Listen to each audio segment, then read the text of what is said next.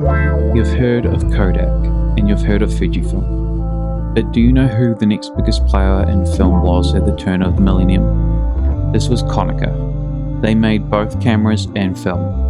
They would merge with another camera company to become Konica Minolta, later renaming themselves to just Konica. Yeah, the same Konica as the printer in your office. Last year I bought a lot of expired film. I wanted to try it all, and hopefully come across some well-kept stock as a search for alternative looks to the limited film stocks that we have now. I was also hoping that some of the film would have some interesting effects from being expired. I was very interested in acquiring some film made by Konica, who at the beginning of the millennium, as I just stated, was the third biggest film manufacturer. If Kodak is known for its gold tones, with it being considered warm, whilst Fuji be considered the cooler colour film manufacturer, it made me wonder how Konica stood out.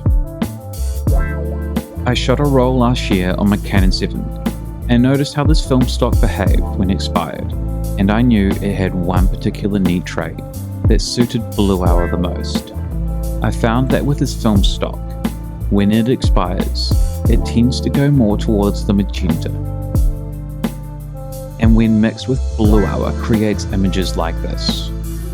From examples that I've seen, most Kodak expired film goes green, or in the case of Lucky film, a strong bluish lavender. However, this was colour cast that I could actually lean into, unlike some of the other colour shifts, as overall the colours are reasonably true to life.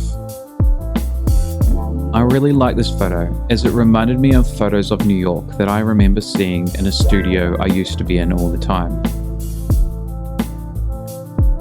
I knew I wanted to try create a photo just like this, but in other locations, in other cities, with other skylines.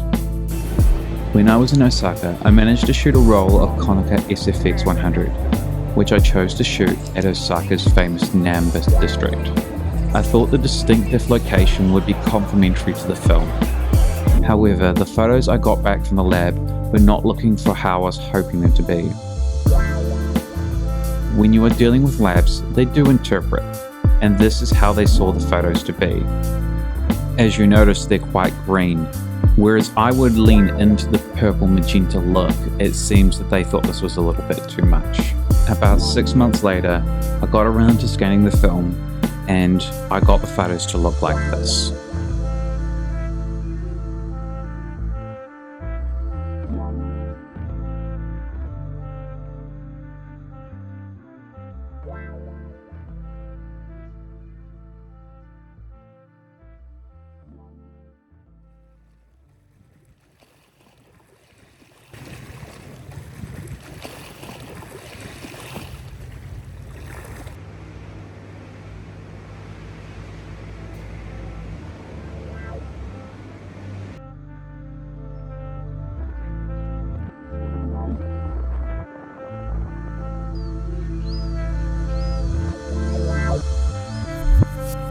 As part of my trip, I ended up shooting 2 rolls of Konica film.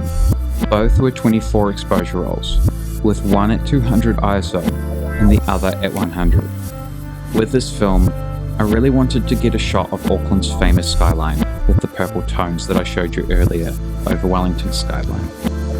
Unfortunately for me, I forgot how many exposures this film had, so I didn't wait for true blue hour to settle in, and I was a little trigger happy with this camera earlier during the day. But even still, I managed to get these shots.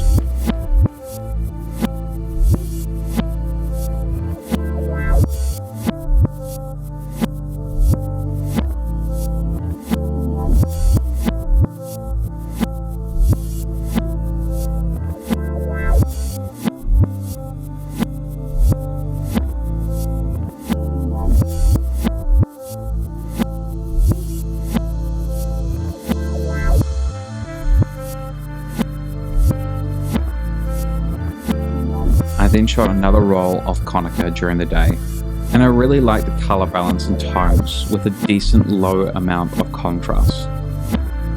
while still containing a decent degree of saturation, which, whilst not vivid, I would definitely call saturated.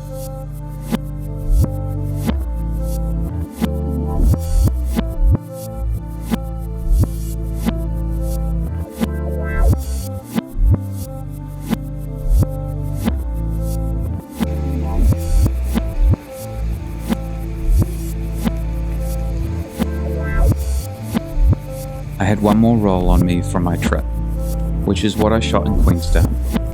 I shot some of this during the day, and I really like how these shots turned out. They have a watercolor-like texture to them that I think is hard to replicate. I do know of a few other expired film stocks that have this kind of saturation and contrast. Like, yes, you can manipulate contrast, but this is pretty much straight out of the scanner.